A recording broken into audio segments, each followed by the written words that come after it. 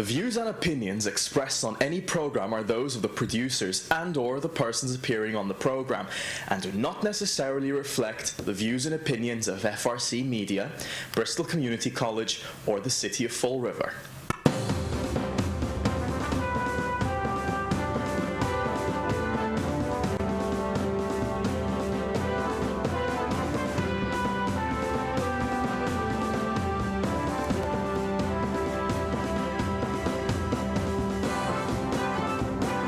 Well, hello, and welcome to Spindle City Straight Talk. I'm Chip. And I'm CJ. Ah, there he is. We're still working out the bugs. I hope you all like our new set. So it seems a little bit classier, but that's the way it is. We've got no guest today again. There's so many things going on in the city of Fall River. We really don't want to have a guest here and have everybody thinking about about what's going on in this city. Last night was the first hearing of the Board of Elections on the recall petition, and it was televised. I believe it's on government access. I can tell you it was quite the experience. We saw the mayor texting through most of the meeting rather than paying attention, so I guess he figures his lawyer's going to do all the work, and he's just going to, I don't know whether he was playing Crush or whatever that game is, but he was texting, and I believe there are pictures out there. You know, and I guess they're trying to fashion some kind of conspiracy theory that this was a big conspiracy, and they want everything thrown out, and they made, they made these allegations like that I don't believe will hold up in court. And we will see. We will fight. But I will say there is a conspiracy. And that conspiracy is a conspiracy of the people to take back government. So if you consider that a conspiracy, Mr. Mayor, and your attorneys, well, we are guilty of a conspiracy. But besides that, everybody that worked on this worked hard, worked diligently, and we did what we had to do to get the signatures, and we did. And I think it's appalling that we're going to do this dog and pony show rather than just put it to the voters. And this is what it's about. It's about put it to the voters. And had you just said, let's do this, we could have done it at no cost. And that's a travesty as far as I'm concerned. And you worry about the money for the election, and that's absurd, because I have a few other new issues to bring up today, little side issues, but it's about money. We are investigating a story at this time that there was a glass. Remember the glass door that cost $9,000? Well, I have been told that they had a lot of windows replaced at the City Hall because the Corporation Council didn't think they all had the same clarity. There was nothing wrong with the glass. I guess they forgot that they could maybe hire a window washer. I don't know. But the fact is that there's, the contract went, we believe, to Global Glass, but we're going to investigate this story, see how much it costs for multiple panes of glass in the City Hall. And I believe there were and ironically enough, those panes were restricted to two places, the mayor's office and the law department. Right where the pain should be. Right where the biggest pain in the citizens is. So that's the thing. So we're investigating that story. We've got it from a fairly reliable source. But again, this was a no-bid issue, I believe. Nobody knows what's going on. And again, we have a question of, they're always complaining about money when it's about a citizen's election, but they seem to throw money around like they print it on the 6th floor. CJ? They must go by my, my favorite phrase is, when they ask, what do you want? A 100-pound bag of 50s or a 50-pound bag of 100s? Either or, I'll be more than happy to accept it. It was very interesting that at that meeting last night, because all the reported, I can't say it, but all the reported mobsters were present. And it was very interesting because Mr. Andrew Marzella Faria, or whatever his name is, did indeed lose his contract with the City of Fall River Community Development Agency for a rather interesting reason. Besides his shenanigans, which we do expect, he lost his contract with the city because it is federal funds. That's what CDA money is. It comes from the federal government. And he failed to pay his income taxes. And because he failed to pay his income taxes, and he has a lien on his property, he had to lose his contract. The CDA felt that they weren't going to tarnish their reputation or hire people who can't pay their taxes, which I find very interesting that once again the IRS takes down another mobster. But there were a lot of people there that just were not cooperating, and they're always saying the recall people are not cooperative. And behind the recallers council was an area where there were chairs, and it was filled with the mayor's supporters. They were wearing Team Flanagan shirts, and the biggest of all was the mayor's mother, and I believe his brother. And when it was suggested that they may have to move because the objectors, which are the original 10 signers of the petition, it's actually 12, but the original signers of the petition needed to gain access to their council, we were actually threatened with, if they try to remove us, we're going to cause a riot. I mean, but that's what they say the recallers always do. So it's just rather interesting to see. So when I approached Attorney Howiak about it, he says, well, there's really nothing we can do, just get here early. I said, some people can't get here early. People do have jobs.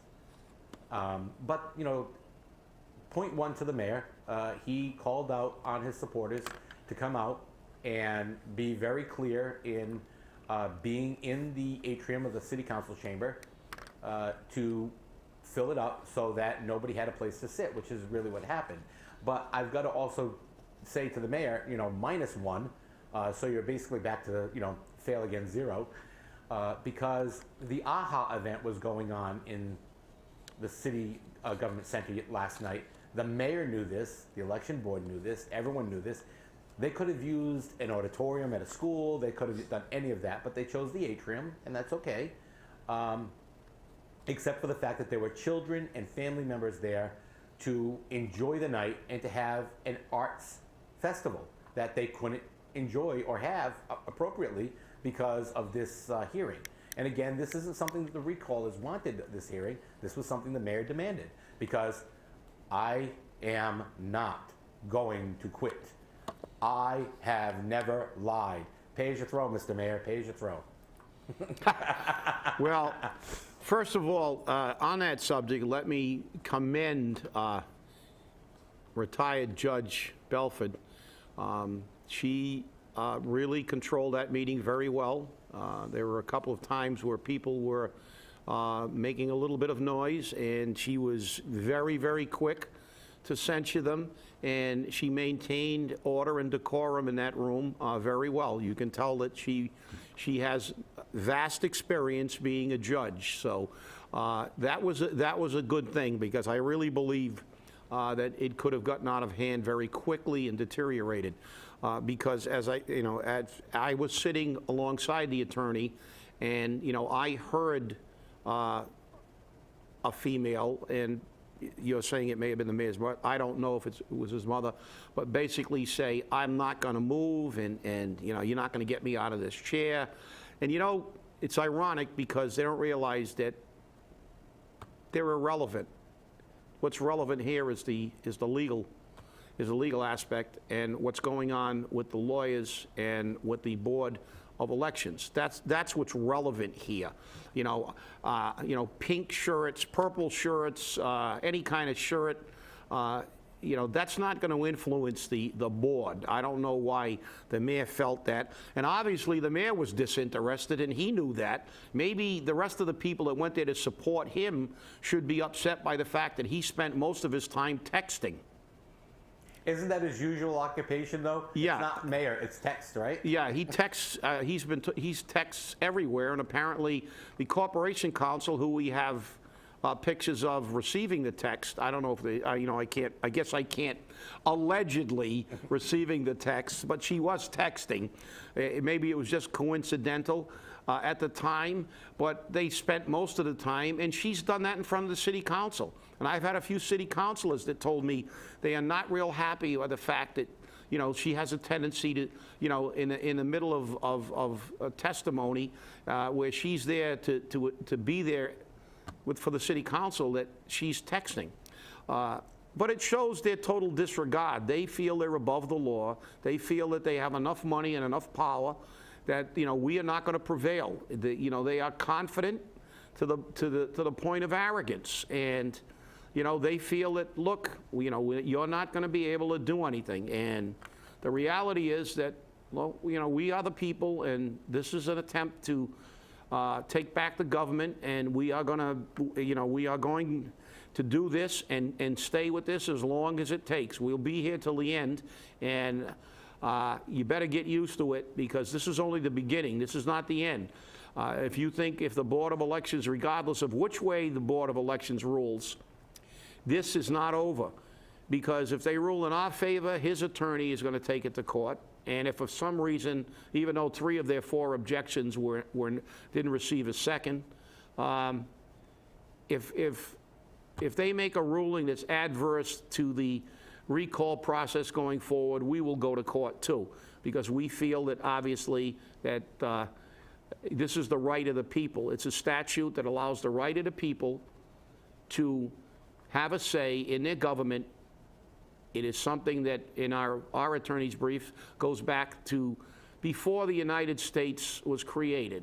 It was in the charter of Massachusetts in 1691. There were recall provisions in that charter. So it's something that has historically been a right of the people, since this is a government of the people. So I don't know, you know, why. Well, I do know why. That's a rhetorical question. I apologize. It was a rhetorical question. But according to Attorney Halpern, we're in Texas. So is this going to be a battle with the OK Corral? Yeah.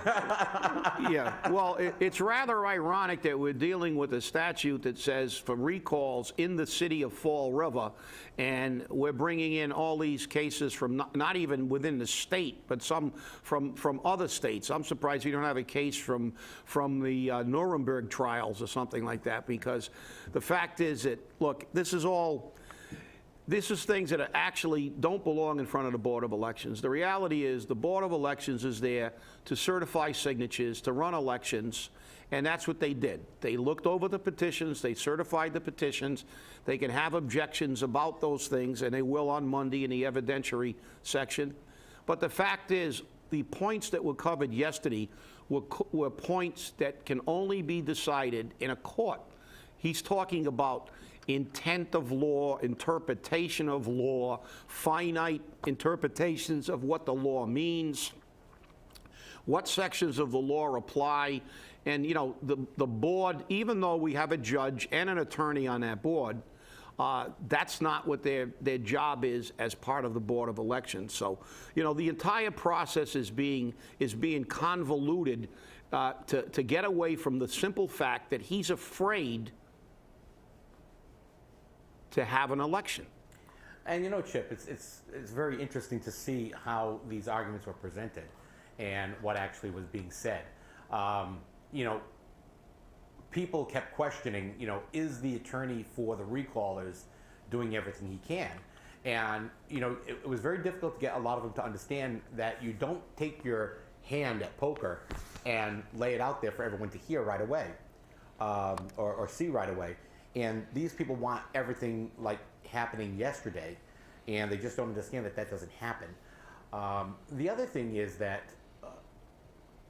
it's totally contrary to what the mayor has been saying. And you have to ask yourself, who was his communications person? Because this has just been, you know, he says one thing and then his lawyers say another. So, I mean, is the telegraph line broken between the two of them? Do they even communicate? Because it seems to me that there's just way too many differences going on. And, you know, it's not cheap. It's not cheap. I mean, these lawyers are just putting the tap in and draining it for all it's worth, it seems. And I have to ask myself, why? If he wants to move forward and he wants the process to move forward, why is he fighting it at every turn? And why is he calling everybody out? No, you're right, CJ. I mean, the fact is that the mayor is a walking contradiction. That's what he does. I saw a media excerpt of last night's meeting. I guess he was interviewed after the meeting, and he told everybody how he got 72% of the vote, which isn't accurate, but that's okay. He got a large percentage of the vote, which then flies in the face of the fact that his own lawyer's argument that, we're trying to make him lose his job. Well, if you got 72% of the vote and you keep portraying yourself as this great mayor that everybody loves and everybody wants to see run this city, why don't we just have the election? Why don't we just, I mean, if I was confident that I was going to win the election by a landslide against all comers because I'm that popular, I would say, let's do it. Let's do it. And I'll even, instead of spending $100,000 on a retainer for a criminal lawyer and $75,000 on a retainer for my lawyer on the recall, I'll give you the 60 grand to run the election. I'll pay for it because I know I'm going to kick your butt. It's very interesting because it's always a convoluted statement, and we have to look at this. There's been a lot of people ask, well, who won last night? No one won. It wasn't a win-loss matter. People were upset because there was no testimony. They said last night there would be no testimony. So, I mean, do we have to put it in big signs and put it in front of the hall? I mean, the situation last night went the route that it needed to go. And both attorneys argued their cases. I think both of them argued them well.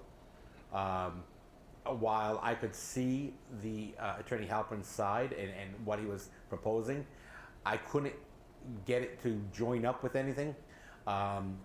There are attorneys on the Board of Elections. My personal opinion is I don't think any member on the board really should have a problem ruling on this, whether they're an attorney or not. But you've got a judge, you've got an attorney.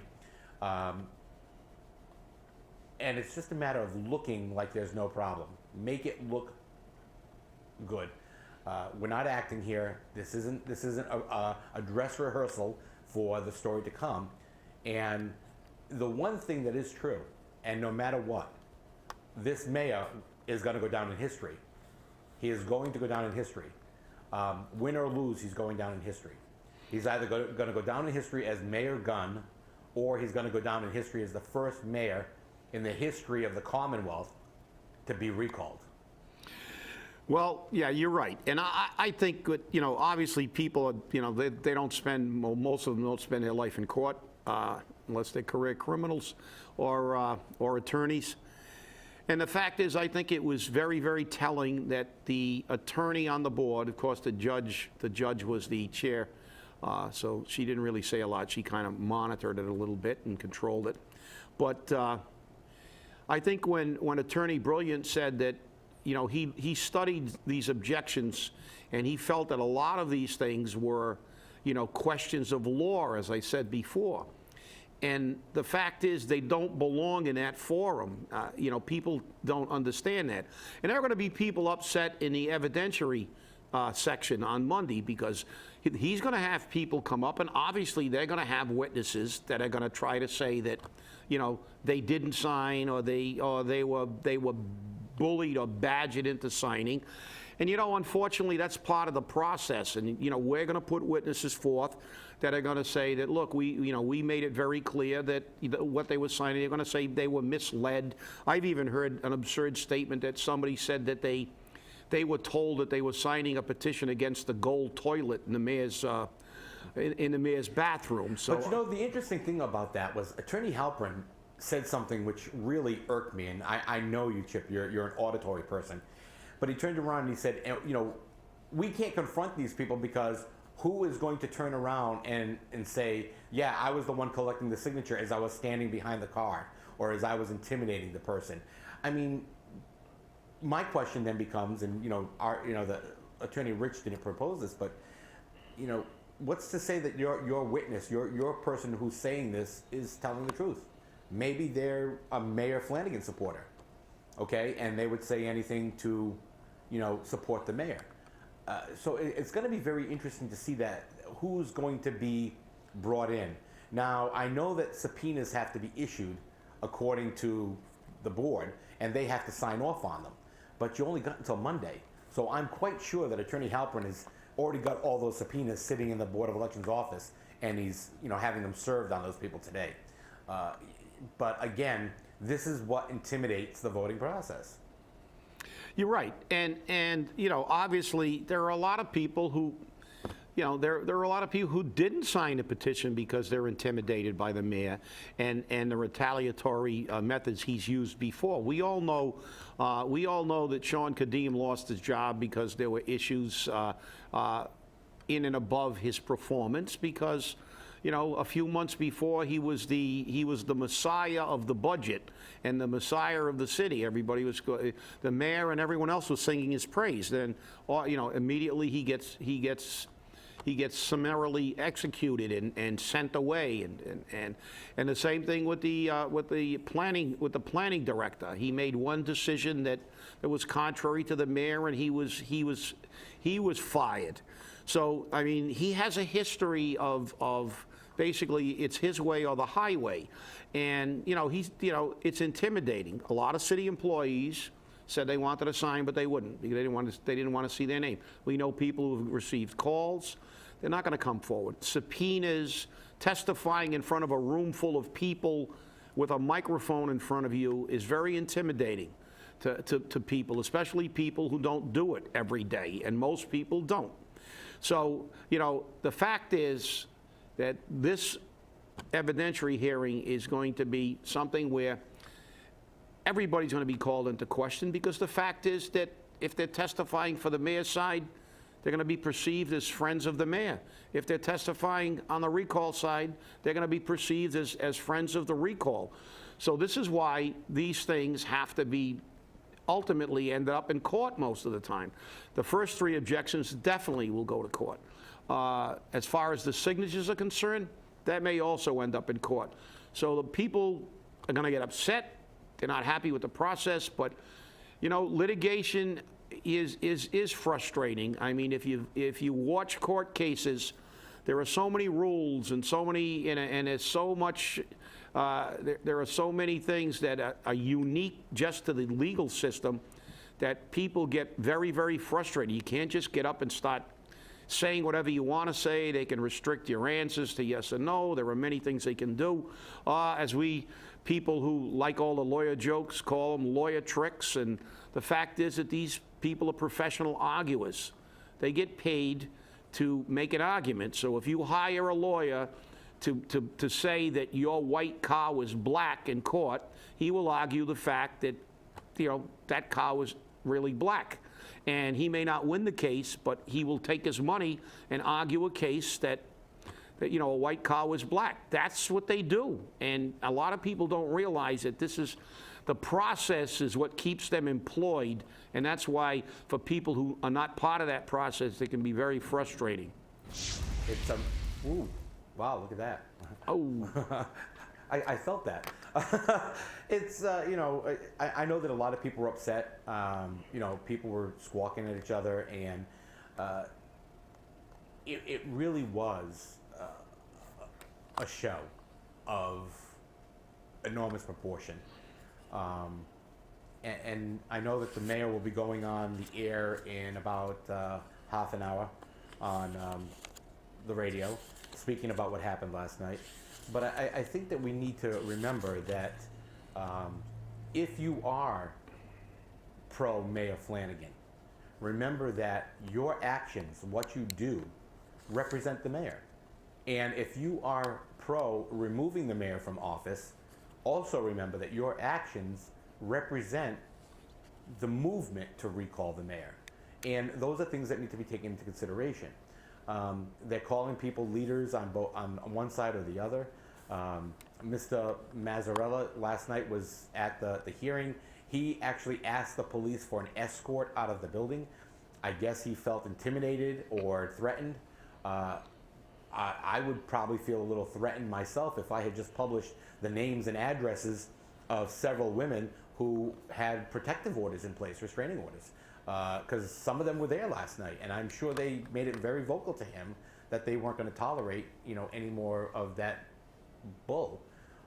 So we have to be very aware of what's happening, and I'm looking forward to Monday's meeting. That's for sure. It's going to be an interesting show, and I'm not exactly sure where it's going to go from there. This has been extremely stressful for everyone involved.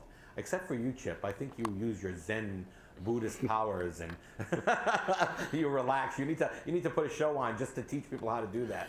Well, you're right. It is stressful, and maybe Mr. Ferry, instead of sitting on the floor at Government Center last night, should have got a part-time job to help pay his taxes. But that's, that's neither, but that's just my opinion. I mean, he should pay his taxes. He wants to talk about government and the effect of government, but he doesn't even support the government by paying taxes. So, he can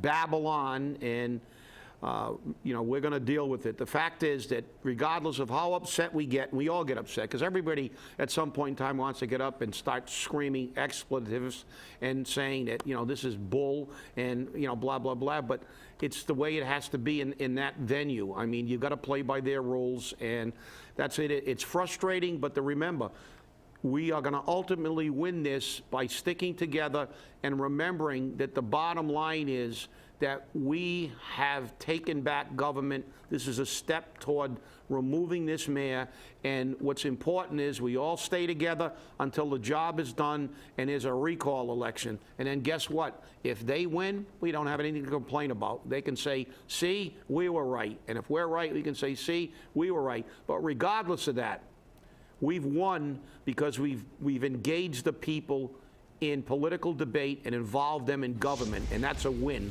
always. Well, I have to agree there, Chip, and it's amazing how fast time goes by here, but it has indeed done that. So thank you for watching Spindle City Straight Talk. We love to see you and hope to see you again next week. Stay active.